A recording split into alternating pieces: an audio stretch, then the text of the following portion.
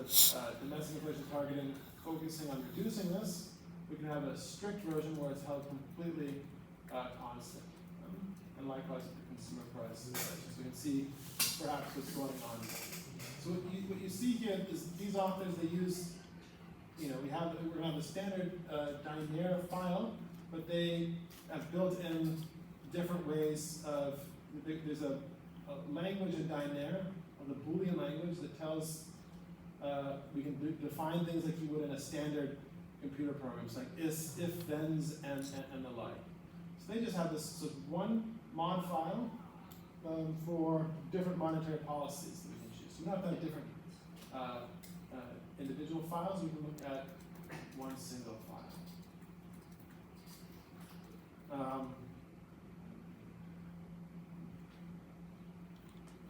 So they have it here with all the variables, carefully variable name for the computer, a logic name you can use for rendering the symbols, and then if it's going to give the name of the variables in plain text, we have the names there.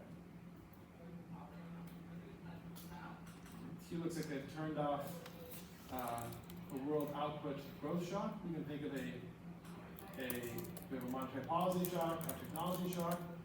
We could also have a preference shock that we didn't look at in our household preferences. We could also think of a price level shock. Right? So that what would be an example for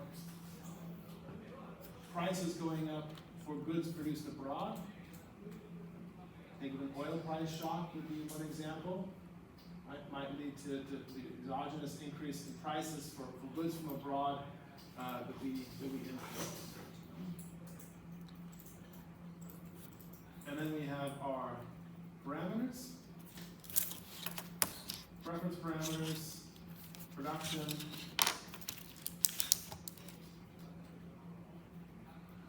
and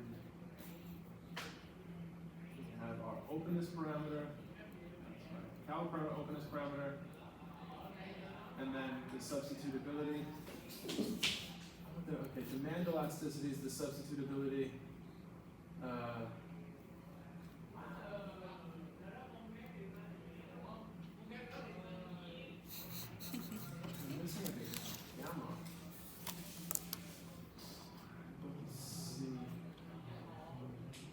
Okay, but so we have the linear model. This is related to places on the book. Name the equations. Okay, we looked at gamma A, gamma Z.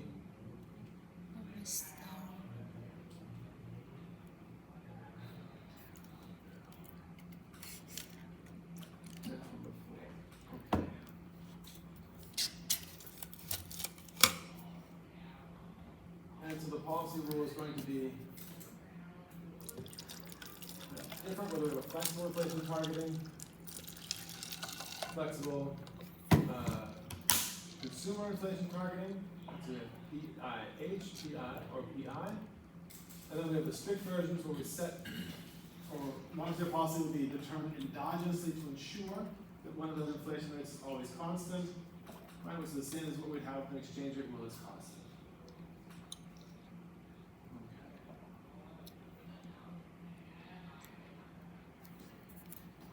Let's take a look then at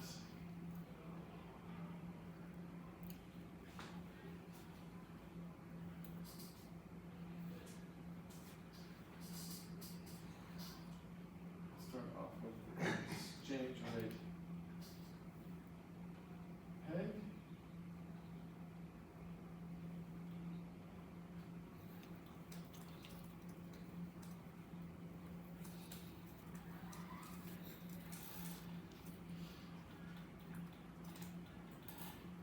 Diner, and then the name of the mod file.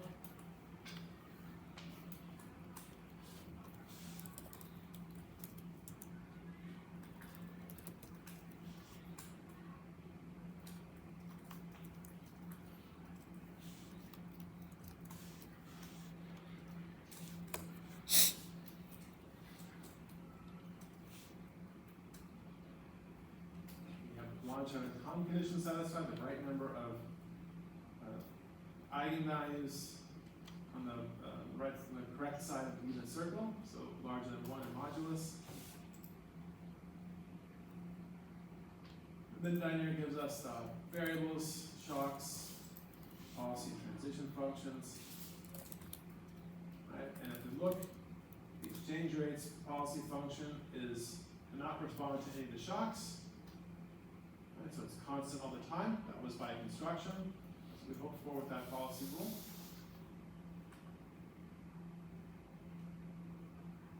Right? And then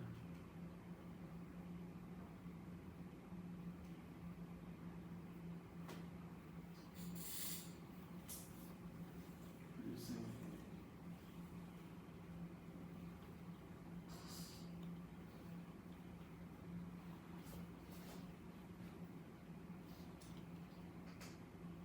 we're expect to see a stochastic stimulation with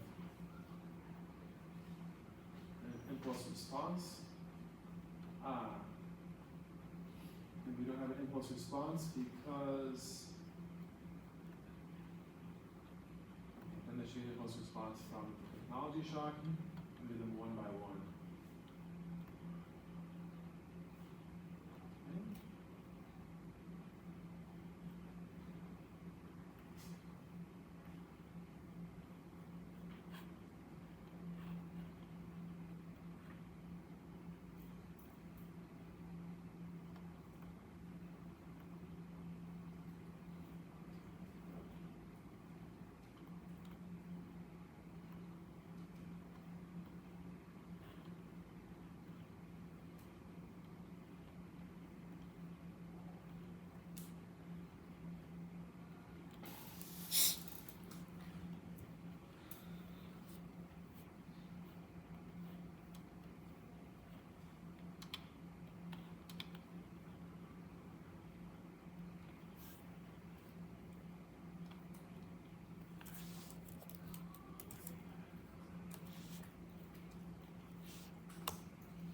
So it wasn't producing a figure because the IRF period here was set to 0. We add 15. It didn't produce an impulse response up here because the monetary policy didn't have a monetary policy shock. It was defined as stabilizing the interest rate, the exchange rate.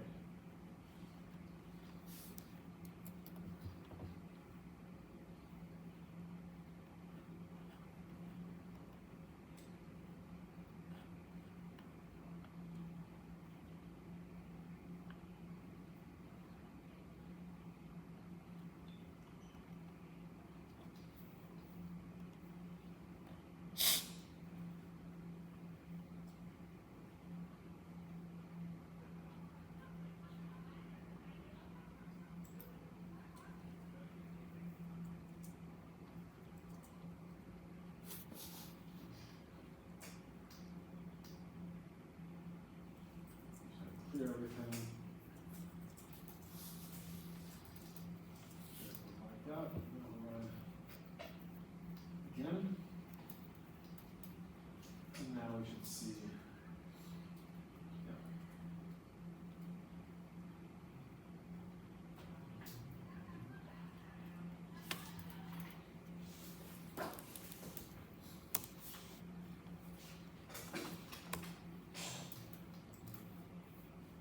So because the exchange rate is held constant, we see that the actual output and the terms of trade, right, move together.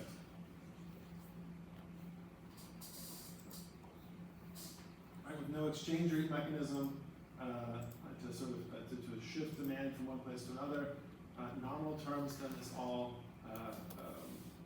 it's translated to demand. Let's see. Let's add some more variables to this.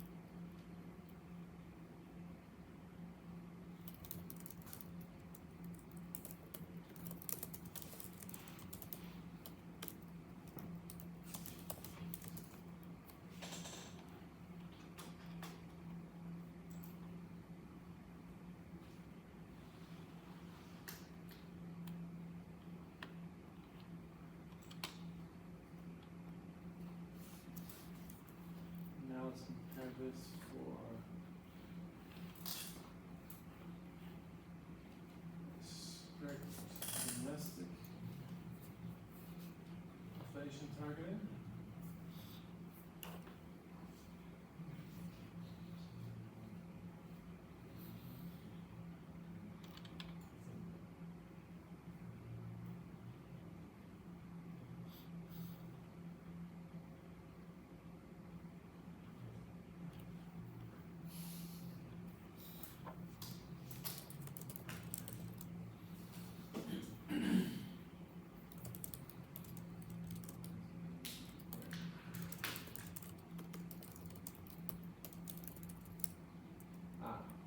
So what Dynare does is it doesn't plot variables if they don't move.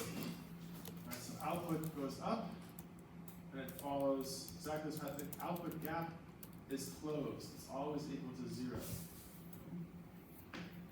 Right, and so there's no response to the output gap, which is why it's not plotted here. We have domestic producer price inflation is perfectly stabilized, so we don't have any plots for either inflation or the price level of producer prices that stays constant. And we have the parameters of log preferences, so if output follows its natural level, then labor variables are going to be unaffected. Alright, so we see, you can see just comparing these two, if we stabilize the nominal exchange rate,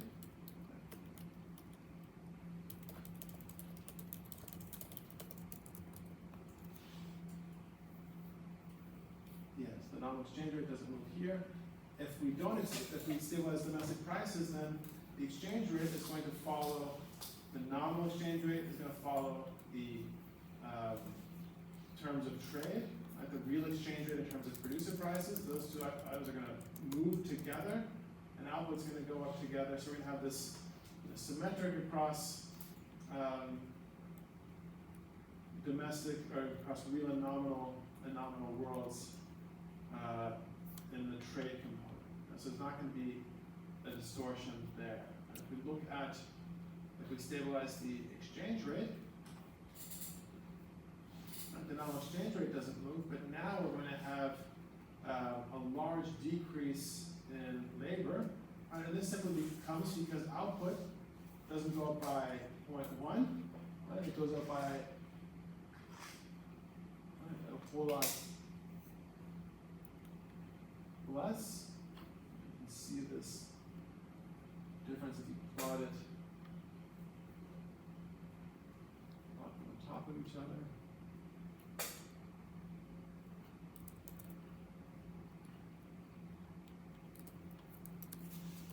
So you think back to the way we compared the response to a technology shock if we have the inflation rate targeting or if we have the money demand rule in the standard model, we have a similar sort of effect going on here. Right? Namely that if we stabilize the domestic inflation, we're going to get a much larger effect of the technology shock because monetary policy is accommodating this shock. Sticky prices would tell us that we should have a front load effect and not all firms should be able to respond. But if we have monetary policy that's, and this would give us, if we hold the exchange rate constant, we should have a large deflationary response to this increase in productivity. Monetary policy responds to this deflation, reduction, or disinflation by engaging in an expansionary monetary policy. We see that here, the nominal interest rate is constant under the exchange rate targeting. Here, monetary policy responds by cutting the nominal interest rate significantly. Right? And this is what boosts output from this meager 0.35 or whatever on impact, all the way up to the full size one that we would get from the direct effect of the technology shock, particularly if we have like a real business cycle model. We don't have nominal rigidities. Let's add in here strict consumer price inflation targeting.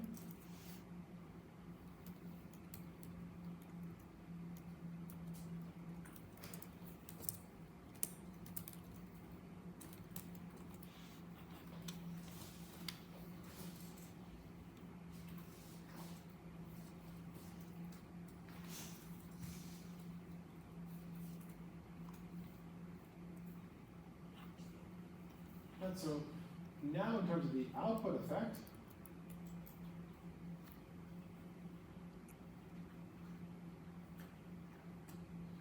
you can argue that perhaps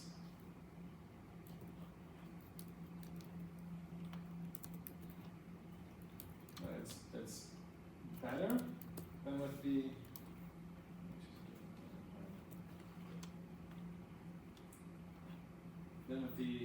exchange rate targeting policy.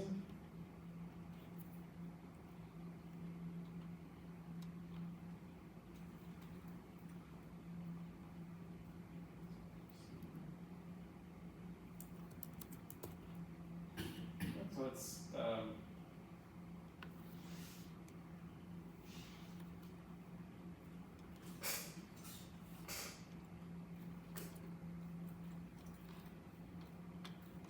this is mirroring the movements in our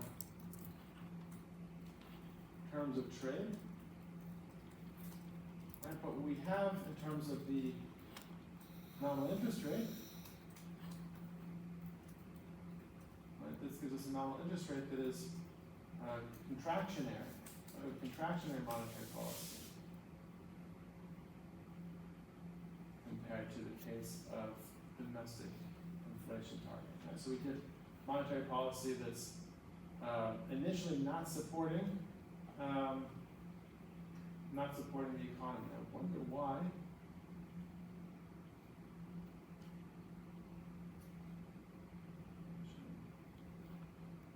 Oh yeah, that's right.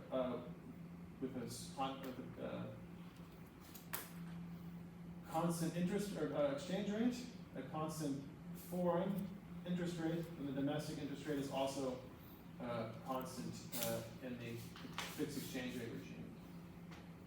All right, so what we have an initial contractionary monetary policy, but we have the promise of an expansionary monetary policy to come.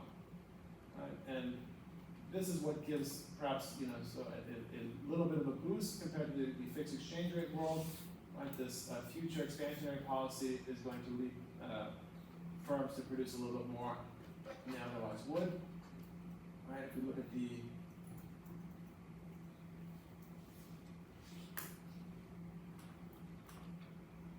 exchange rate doesn't move by anywhere as much as it would if we stabilized producer prices.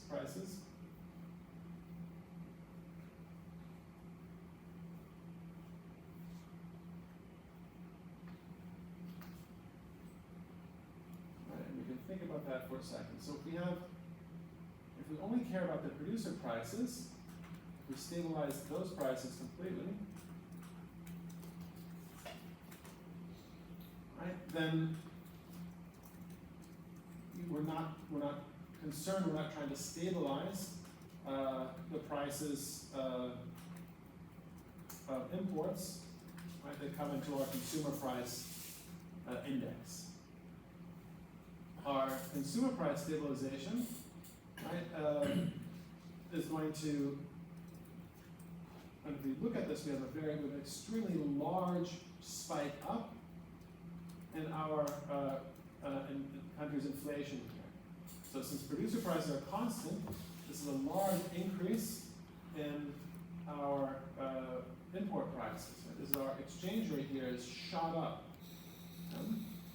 This causes a large increase in our prices, and then it starts to come down. This is then the inflation, consumer price inflation being we see the movements here in the exchange rate are reflected in the inflation.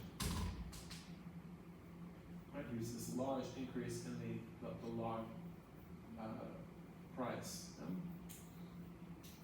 This is unacceptable to a central bank that's trying to smooth the cost to its consumers. So this central bank is smoothing the cost in the domestic currency of its production. So the export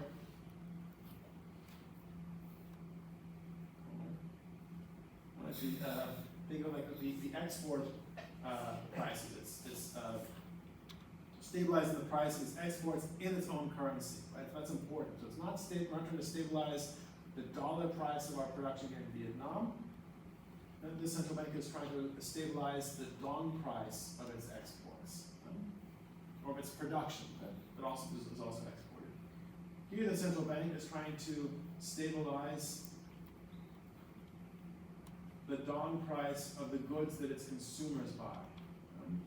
And if you just think about this, this is also then a difficult situation for a central bank because you have a lot of import prices, or prices of imports in foreign currencies that the central bank then has to stabilize.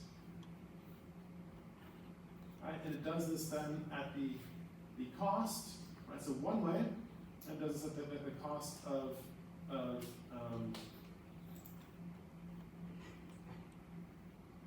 accepting some disinflation of producer prices. So producer prices go down.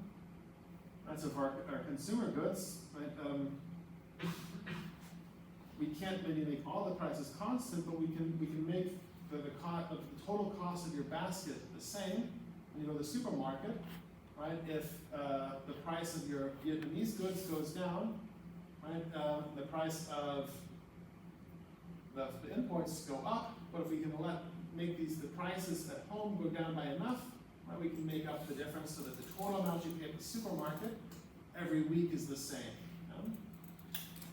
Right, so this has the effect that so the prices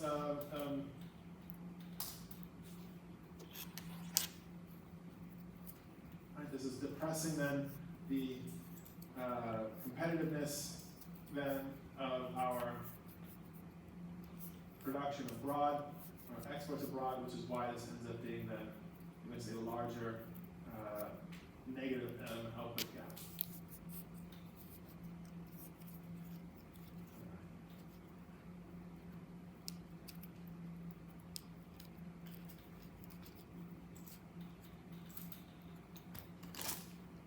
Seems to be, oh, it's got okay, so let's stop that. And now let's look at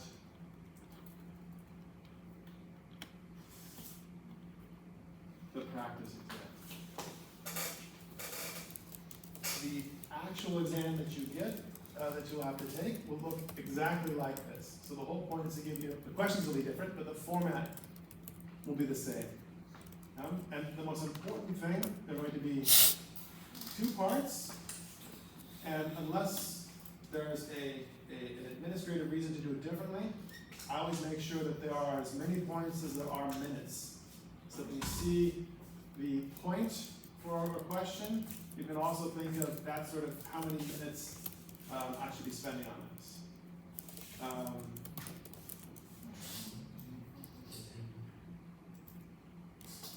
And I like to do, so there are 2 sections. In the first section, I give you statements that I want you to address. So it says true, false, or uncertain.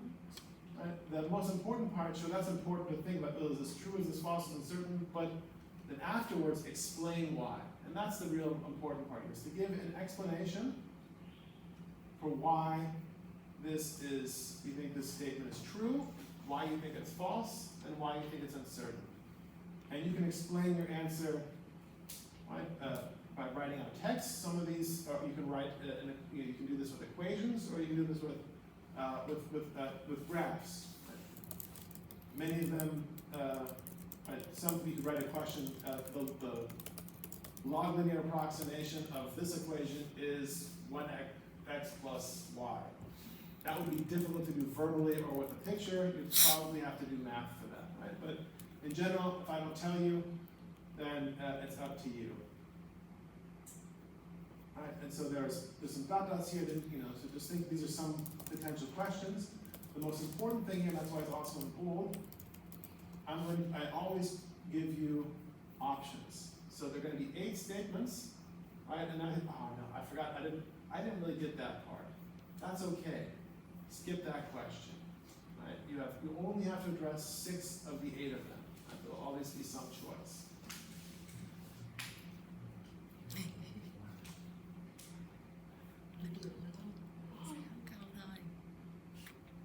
Then I have another section that's going to be model analysis.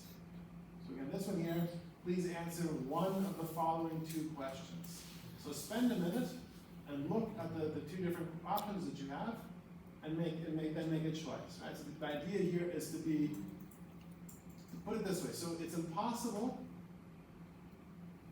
and it's always the frustrating thing I remember when taking the exam is that I was never able to perfectly convey how much I've learned, what I've learned, how much I've studied in an exam setting. And that's very frustrating. Now I've noticed on the other side, it's impossible for me to design an exam that can perfectly solve this problem, can perfectly measure or ask you, elicit what you've learned and what you've studied and like. So it's a two-way imperfect communication, a two-way signal extraction problem. And I've come to my experiences is that I can do a better job, and you can do a better job if you have some options. Because there's always something that I got this, but now this morning I just totally blanked out on how this works or that works. So that's what the option is important. Okay. So here we have the basic New Keynesian model. This is exactly the model from the lecture. Okay. Give an interpretation. That's probably something verbally here. We have then the New Keynesian-Phillips curve comes from the optimization problem that I give to you here. I want you to interpret a particular parameter verbally. And now, rewrite the price setters problem for the case where this parameter is equal to 0 and solve for the optimal price. We actually did this together. Then derive the equilibrium process for inflation, the output gap, and the interest rate in terms of the monetary policy shock. Okay, I remind you, hint to the method of undetermined coefficients. All right, so here, all you have to do is just plug in these gas solutions here and work out the algebra. We have some interpretation of the parameters, some of the first order conditions for a simplified case. Right? Have you practiced with this method of undetermined coefficients? And then we'll have a positive monetary policy shock, so V goes up. And you're supposed to interpret the effect on these different variables there. Okay. The alternate question you can answer was to look at the liquidity effect. All right, so briefly describe the liquidity effect and how it's going to relate movements in the money supply, interest rates, and output. All right, so we can describe this, right? So verbally. This is good. ILSLM. We're supposed to then map this out graphically in ISLM. Okay, we did this then day 1 together. To remember, you're using the money markets, and we can talk about money supply. And so, wait a second.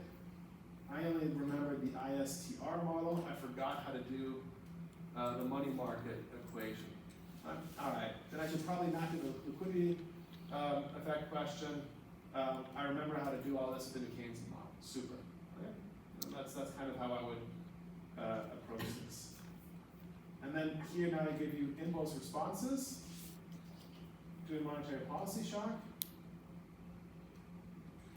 Right? And I want you to interpret them and talk about the differences in the responses from the ISLM that you got, that you created above. Okay. And now, using a specific money demand function here, argue why the liquidity effect can be overturned in the Keynesian model. Right?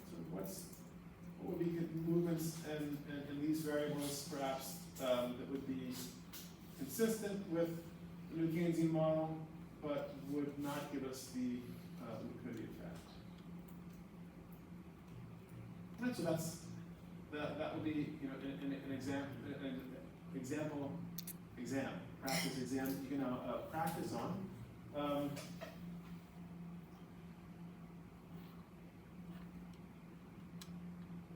Do you have any spontaneous questions about the form of the exam, the structure of the exam?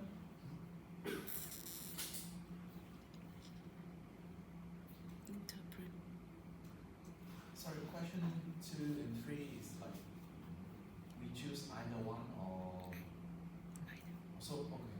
Which one's it here or No, for the part 2, right? Part 2. the part 2? Yeah, you choose one of the following 2 questions. So either you answer question 1 here,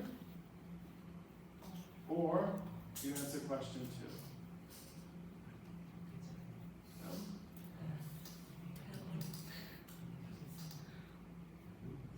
Right, so I mean, you know, it's different. You can now think about, did you do game theory in the master's program a little bit, or a bit, right? So, right, you can say, well, this is good. I can learn one thing really, really well.